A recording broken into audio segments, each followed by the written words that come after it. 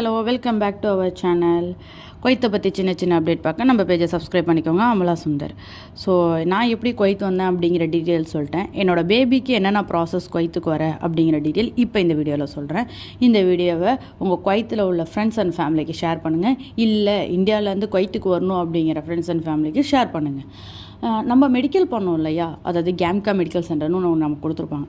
அந்த மெடிக்கல் சென்டரில் பேபிக்கு இது வரைக்கும் போட்ட வேக்சினேஷன் அட்டை, அதாவது இந்தியாவில் ஒரு அட்டை கொடுத்துருப்பாங்க, ஊசி அட்டைன்னு சொல்லிட்டு, அந்த அட்டையை 2 ஜெராக்ஸ் அண்ட் பேபியோட ஒரு ஃபோட்டோ, பேக்ரவுண்டு வந்து ஒயிட் கலர் பேக்ரவுண்டில் உள்ள ஒரு ஃபோட்டோ எடுத்துகிட்டு போய் கொடுத்தீங்க அப்படின்னா அங்கே உள்ளவங்க வந்து டாக்டர் செக் பண்ணி அந்த எத்தனை ஊசி போட்டிருக்கோம் அப்படிங்கிறத பார்த்து அதை டைப் பண்ணி சீல் பண்ணி கொடுத்துருவாங்க வித் டாக்டர் சைனோட.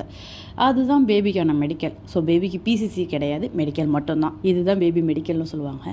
குவைத்தில் வந்து என்ன பண்ணோன்னா மெடிக்கல் பிலோ 2 இயர்ஸ்க்குள்ள பசங்களுக்கு வந்து, அதாவது 1.25 ஏஜில் உள்ளவங்களுக்கு போலியோ சொட்டு மருந்து கொடுக்குறாங்க.